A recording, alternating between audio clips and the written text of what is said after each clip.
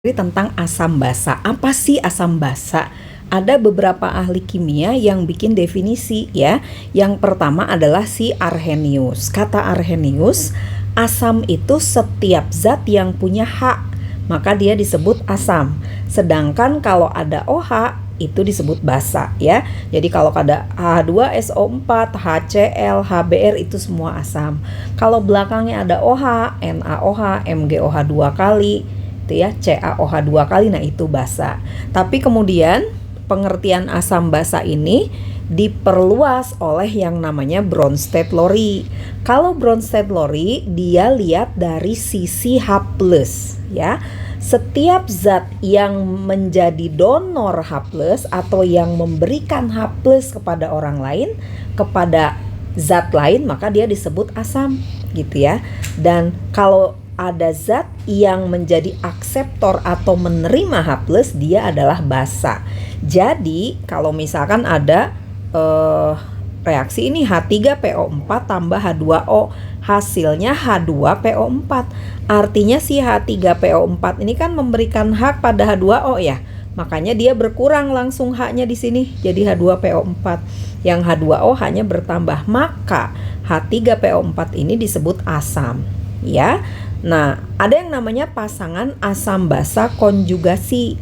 Jadi, yang selisih H-nya satu kayak tadi. Asam H3PO4 karena dia sudah melepaskan H-nya, dia berubah jadi H2PO4. Ini yang dimaksud pasangan asam basa konjugasi. Begitu juga H2O, di sini kan posisinya dia sebagai basa ya. Karena dia sudah menerima H, ya, maka dia jadi H3O+, maka ini juga disebut pasangan asam basa konjugasi. Perhatikan, pasangan asam basa konjugasi selalu hanya berbeda satu buah H, gitu ya. Kemudian yang ketiga, pengertian yang diberikan oleh Lewis. Kalau Lewis tidak melihat dari sisi H+, tapi dia melihat dari sisi elektron, gitu. Elektron itu kan muatan negatif.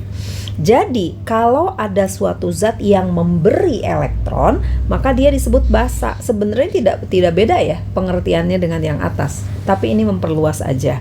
Dan kalau dia menerima elektron, dia adalah asam. Contohnya nih, NH3 direaksikan sama H+. Jadi satu elektron ini sebenarnya diberikan kepada H+, ya, maka NH3 ini basa, H+-nya asam, gitu ya. Pembahasan selanjutnya tentang asam basa ya, biasanya kita akan mengukur berapa kuat sifat asam dan sifat basa dari suatu larutan. Untuk itu kita pakai ukuran yang namanya pH atau derajat keasaman ya. Nilai pH ini antara 1 sampai 14 dan di tengah-tengah 7 ini netral. Jadi kalau pH-nya 7, dia berarti tidak bersifat asam, tidak juga bersifat basa, tapi netral seperti air yang kita minum gitu ya. Nah, semakin kecil nilai pH, maka dia semakin asam. Dan semakin besar nilai pH, maka dia semakin basa gitu ya. Jadi ukuran keasaman satu larutan itu menggunakan ukuran pH. Pertanyaannya, apa itu pH ya? pH itu rumusnya min log konsentrasi H+ ya. Konsentrasi H+ itu satuannya dalam molaritas. Ingat, molaritas itu rumusnya mol dibagi liter larutan. Jadi kuncinya apa? Ketika kita ingin menentukan pH, kita harus menentukan konsentrasi H+, itu kuncinya ya. Kalau mau tahu pH, kita harus bisa menentukan konsentrasi H+ dalam suatu larutan. Nah, sekarang kita lihat ya. Nah, ini nih. Gini aja ya. Oke. Nah, langsung ke sini ya. pH apa aja sih yang kita mau hitung di rumus di bab ini gitu ya. Pertama, yang namanya larutan itu ada yang disebut asam ya. Kita pakai pengertian Arrhenius dulu aja. Asam itu yang ada H-nya, basa itu yang ada OH-nya gitu ya. Nah, jadi kita akan menghitung pH asam. Kemudian kita akan menghitung pH basa. Kemudian kita akan menghitung pH garam. Satu lagi kita akan menghitung pH larutan buffer ya. Kita lihat masing-masing, apa sih asam ya. Asam itu yang ada H-nya, yang ada H plusnya. Asam itu ternyata ada asam kuat, ada asam lemah. Asam kuat itu apa? Asam yang kalau dilarutkan dalam air, semua ionnya terurai. Jadi kayak gini misalkan ya, HCl. Dilarutkan dalam air, HCl-nya 1 mol, semuanya terurai jadi H+, sehingga konsentrasi H plusnya besar.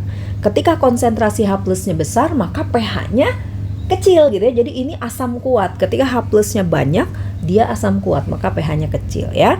Nah, untuk asam kuat, kalau kita mau cari konsentrasi H plus, ya, rumusnya adalah A kali asam. Bentar. Nah, A kali asam. A itu apa? A itu jumlah ion H, ya, jumlah ion H. Kalau asam lemah, tidak semua H yang ada di sini terurai menjadi ion H+.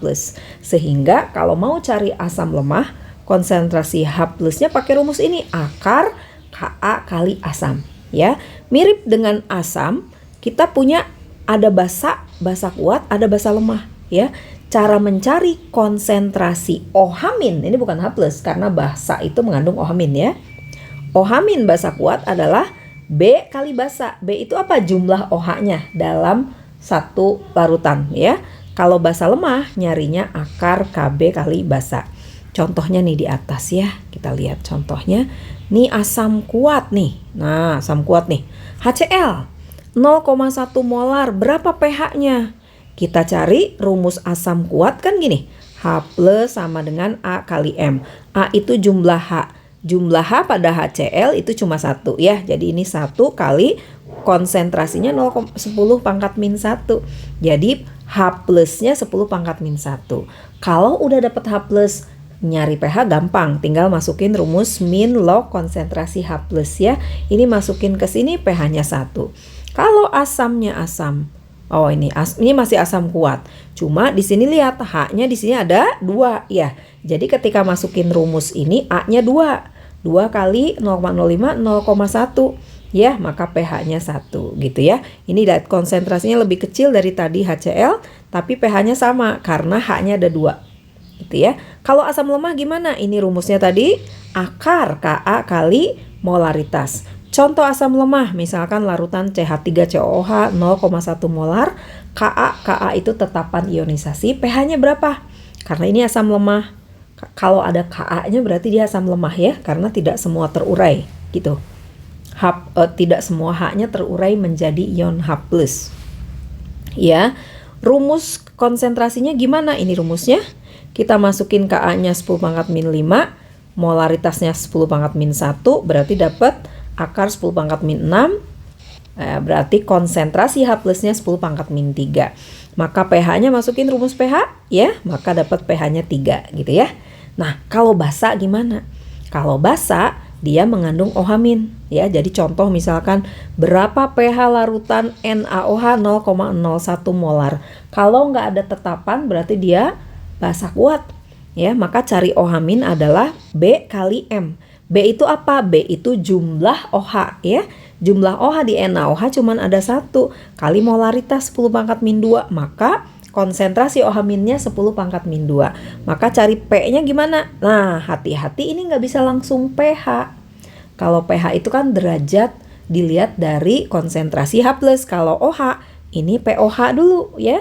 POH berarti min log konsentrasi OH-. Kita masukin berarti POH-nya 2. Tetap kita harus konversi akhirnya ke dalam pH. Berarti pH-nya berapa? pH itu 14 dikurangi 2 aja. Jadi POH ditambah pH harus 14. Ya, itu basa. Basa lemah rumusnya sama. Ini akar Kb kali M. Kb-nya 10 pangkat min 5. Molaritasnya 10 pangkat min 1.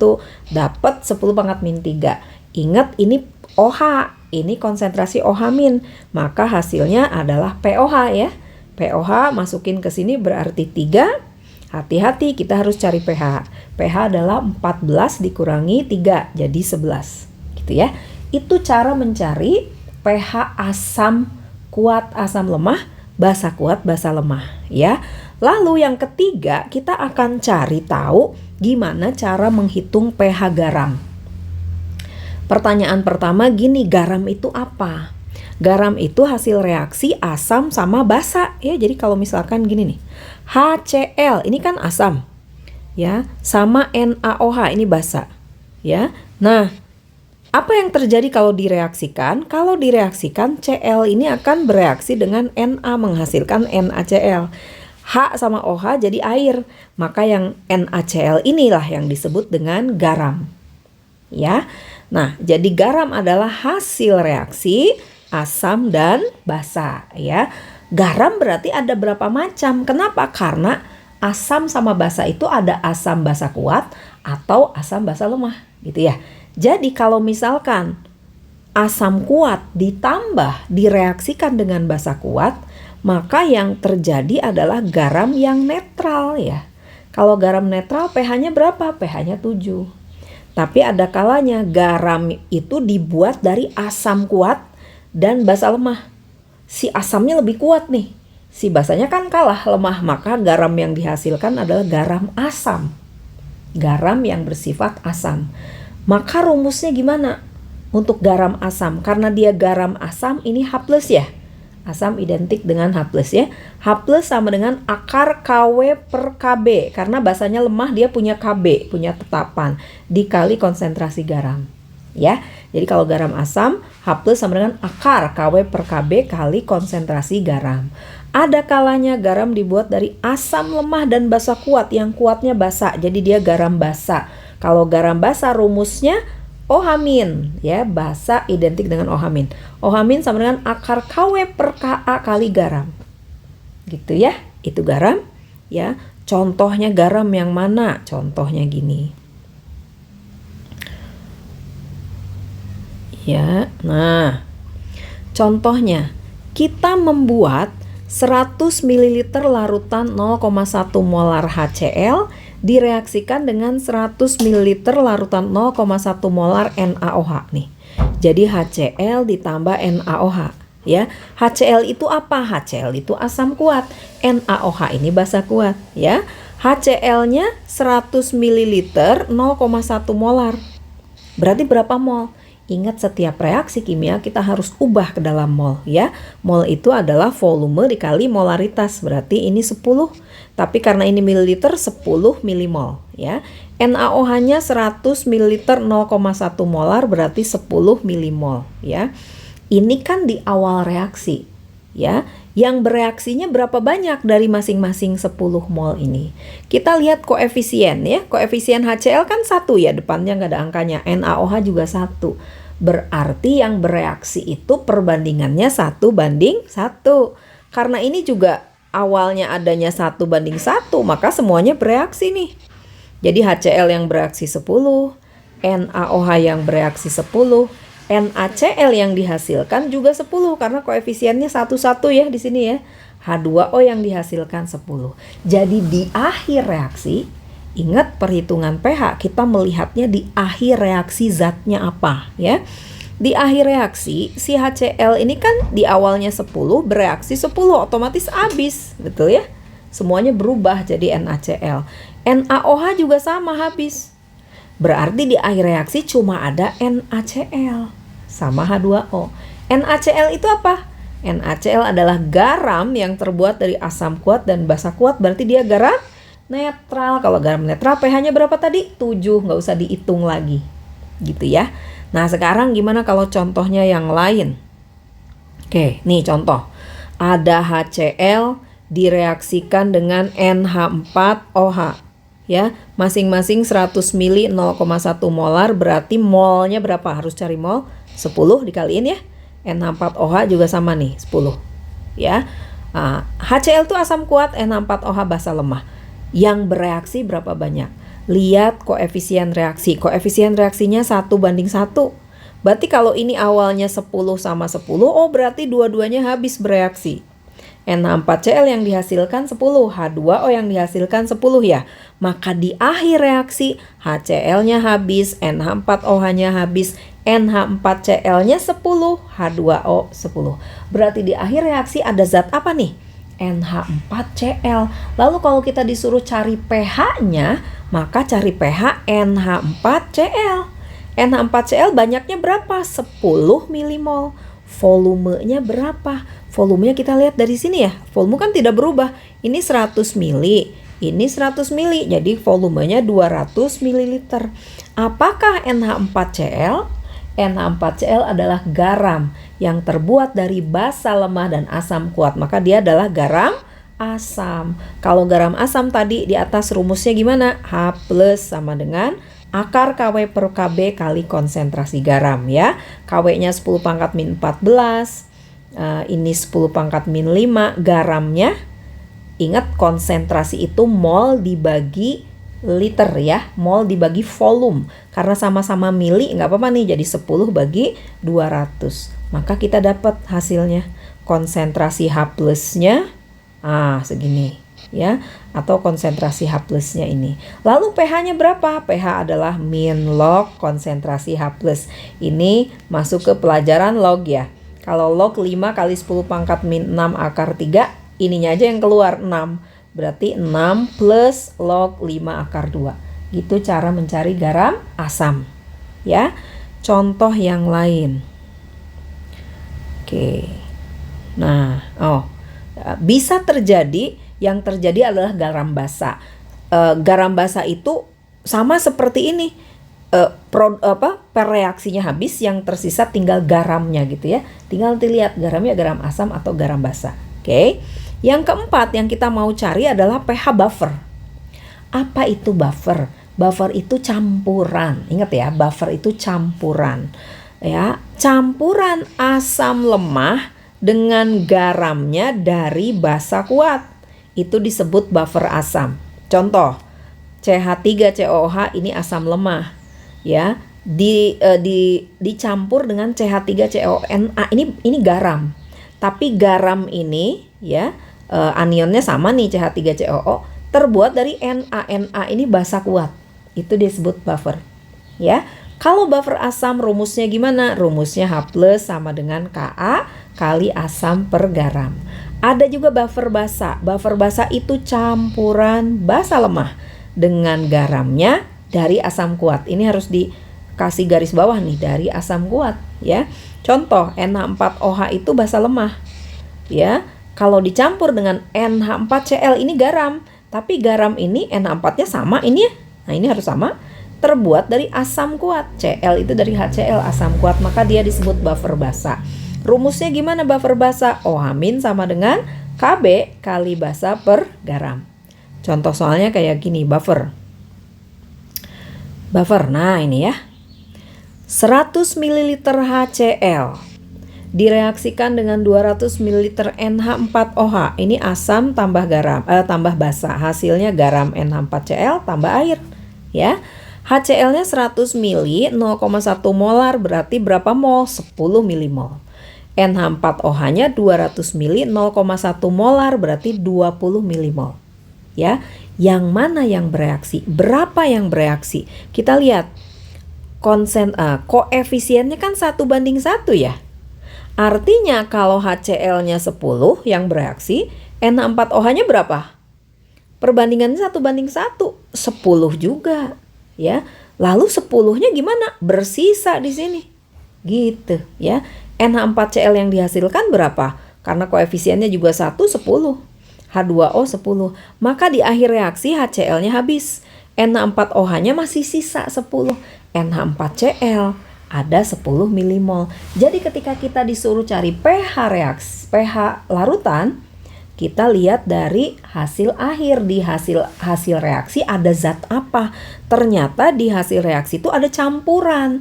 Campuran apa nih? Basa lemah dengan garamnya. Berarti ini buffer. Buffer apa nih? Basa lemah dengan garamnya dari asam kuat. Berarti ini buffer basa. Ya, kalau buffer basa rumusnya ini. Kb-nya 10 pangkat min 5. Konsentrasi basa dibagi konsentrasi garam. Karena volumenya sama, volumenya bisa dicoret. Jadi tinggal mol basa dibagi mol garam. Mol basanya 10, mol garamnya 10. Tuh, jadi 10 pangkat min 5. Maka hati-hati karena ini buffer basa ya. Buffer basa pOH sama dengan min log konsentrasi OH min. Berarti 5 dan pH-nya 14 dikurangi 5, 9 ya. Itu konsep tentang asam basa. Gimana cara mencari pH asam, basa, garam, dan buffer. Nanti kita latihan soal lagi ya.